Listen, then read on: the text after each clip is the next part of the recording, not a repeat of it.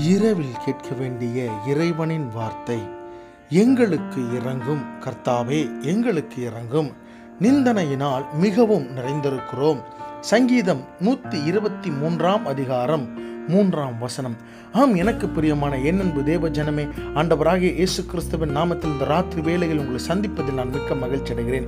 இந்த நாளிலும் இந்த வேத வசனத்தில் சொல்லப்பட்டது போலவே நம்முடைய வாழ்க்கையில் அநேக நிந்தனைகளும் அவமானங்களும் நாம் சகித்து கொண்டிருக்கிறோம். பிரியமானவர்களே, இந்த நாளில் இந்த ராத்திரி வேளையில் தேவன் உங்களோடு கூட இருந்து நீங்கள் பட்ட ஒவ்வொரு நிந்தனைகளையும் அவமானங்களையும் அவர் நிவர்த்தி செய்வாராக.